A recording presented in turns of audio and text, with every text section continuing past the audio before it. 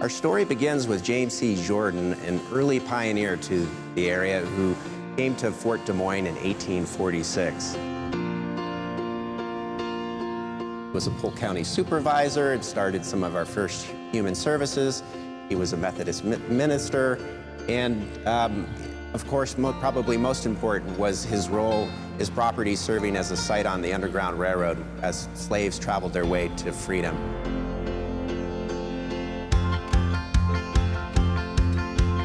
It's an inspiring and fascinating story that includes not only West Des Moines' founding as a railroad town 120 years ago, but the relocation of the state capital, the founding of our first state bank.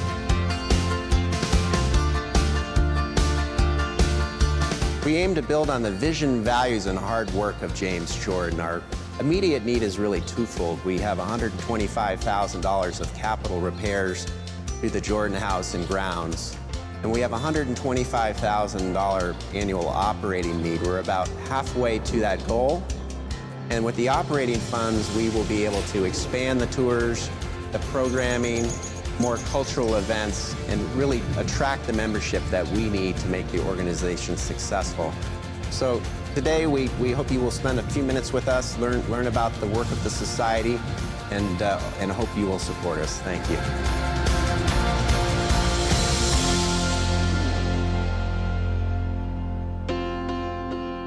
The West Des Moines Historical Society plays a vital role in our community because it's a constant reminder of where we came from, who we were, and that helps fashion what we want to be.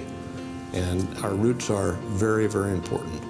Understanding the value system that existed then. We talked about some of the interesting parallels with James Jordan in the fact that things he did way back in the mid-1800s we're replicating today. I find it rather intriguing that you're doing a piece on James Jordan because obviously that's where West Des Moines begins with his legacy and his history. And as I was thinking about the things that he accomplished and how he accomplished them, there are some direct parallels to things that are going on now. Here we are all these years later, and we're doing things that he did back then. I mean, if you think about the fact that there was a point in our history when the railroad was about at Eddyville, Iowa, and it needed to come to Des Moines, and they were out of money. And so he got together with a group of business leaders and formed something not unlike what we've just done with the downtown Des Moines retail group to buy land downtown. But he brought these investors together, business leaders together, who all self-taxed themselves, if you will. I think it cost him $1,000, but he raised that $70,000 it took to bring that rail line to Des Moines. Later in his life then, a few years later, he gets a spur located to what becomes Valley Junction, and later West Des Moines. And the interesting piece about that, back to a regional context, the initial, if you will, where the railroad was supposed to go is what we would know today as Waukee. But he saw it differently, and he saw it as a benefit to Des Moines and what would become West Des Moines to have that line come out, obviously near his property, but nonetheless, thinking regionally.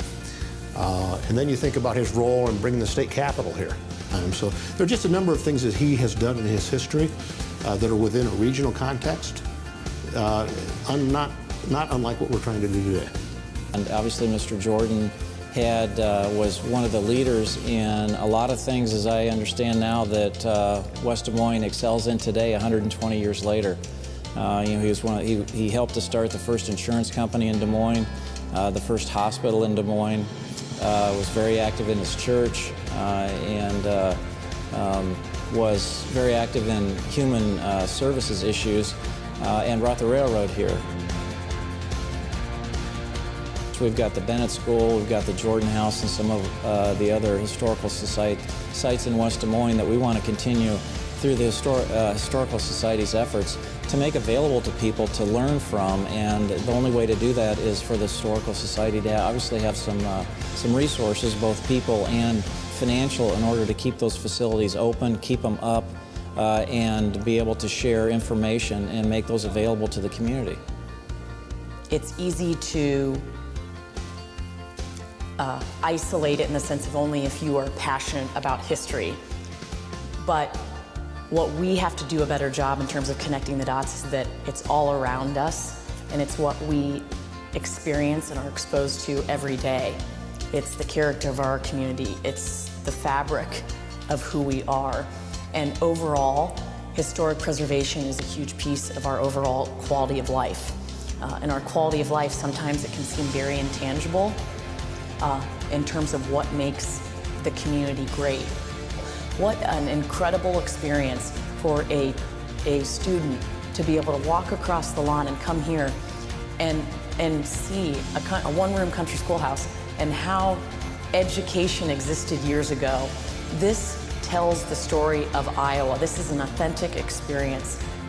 We have to do a better job in terms of trying to engage younger audiences. You know, we've got what, roads carrying the Jordan name, malls carrying the Jordan name, creeks carrying the Jordan name, and unfortunately, perhaps, many people don't really even know where the name Jordan came from. So I believe it's our job as a regional Arts Council and those involved on the arts and culture and heritage side to make sure that those stories are told and that those connections are made. We're missing opportunities if in fact we don't expose school children to those key individuals, the catalyst in our community or in our history that really did make the difference. And there's nothing better than taking them to the Jordan House or whatever it might be and letting them experience it beyond what might be demonstrated in a textbook or told in a classroom. The qualities that I admired were, this was a man who had a huge vision, and he also had a can-do attitude that I don't know if any obstacles could really get in the way of this man. I would like to see a collaboration between Iowa Shakespeare and the Jordan House continue. I believe that this house breathes of values system, if you will, that matches what we have in Iowa Shakespeare in wanting to enrich life, to reach out to people, to pull them in, if you will, to make them recognize themselves as part of a community. And it can happen right here. It really, really can at the Jordan House. I think it captures quite well the vision of a very great man, a man who definitely has made me think about what a person can achieve in a lifetime.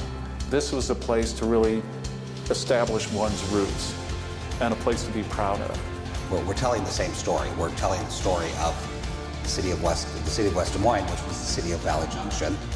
The railroad came here. James Jordan came here, but the railroad came here, and development around the railroad almost instantly happened. Fifth Street that we know it today quickly was born, if you will, and was filled in with businesses. There's still buildings here that are original from the late 1800s. A lot are in the 1800s to late 1800s to early 1900s.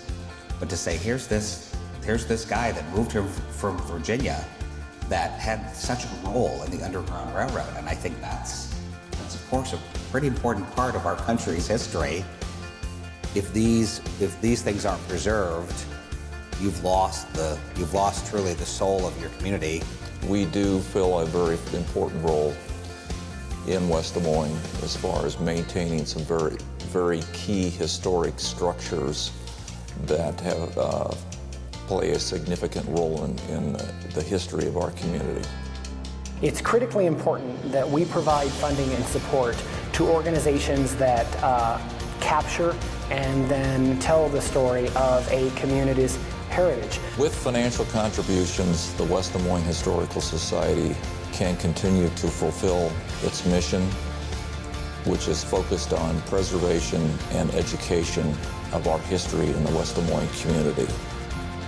With your support, we can expand our programming, develop our membership, and be a success for the next 25 years.